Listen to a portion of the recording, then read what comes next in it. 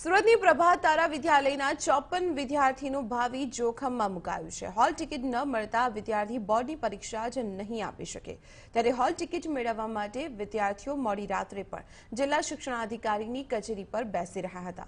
વિદ્યાર્થીઓએ કહ્યું છે કે જ્યાં સુધી તેમને હોલ ટિકિટ નહીં મળે તેઓ ઘરે નહીં જાય।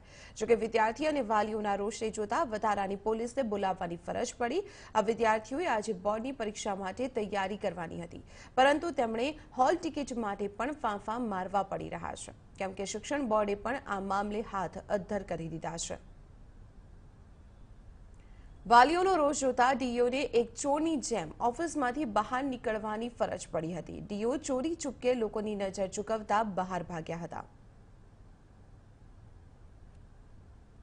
તો આપણે જણાવી દઈએ, સુરતની પ્રભાત તારા સ્કૂલ કે જેની માન્યતા 2 વર્ષ પહેલા રદ થઈ ગઈ હતી, પરંતુ સ્કૂલ સંચાલકો દ્વારા બાળકોના ભવિષ્ય સાથે ચેડા કરવામાં આવ્યા અને લાલચમાં આવીને છેલ્લા 2 વર્ષથી વિદ્યાર્થીઓને પરીક્ષામાં એડમિશન આપવામાં આવતું હતું અને આવા વિદ્યાર્થીઓ કે જેઓ 10 અને 12માં ભણી રહ્યા હતા તેવો વિદ્યાર્થીઓ, કારણ કે સ્કૂલને માન્યતા જ ન હતી જેથી તેઓ પરીક્ષા નહીં આપી શકે, તો બીજી તરફ શિક્ષણ વિભાગે પણ આ મામલે હાથ અદ્ધર કરી દીધા છે અને વાલીઓ ઉપર સમગ્ર મામલો ઢોળ્યો છે અને તેમનું કહેવું હતું શિક્ષણ પ્રધાનનું કે આ સમગ્ર મામલે વાલીઓની પણ જવાબદારી બને છે કે જ્યારે વિદ્યાર્થીઓ બાળકોને એડમિશન માટે કોઈ સ્કૂલમાં જાય તો એ સ્કૂલને માન્યતા અપાયેલી છે કે નહીં તે તેમની જવાબદારી છે। ત્યાં બીજી તરફ જિલ્લા શિક્ષણાધિકારી અહીં જે બાળકો અને વાલીઓ કલેક્ટર કચેરી બહાર બેઠા હતા તેમનાથી ચોરી છુપેથી ભાગતા જોવા મળ્યા।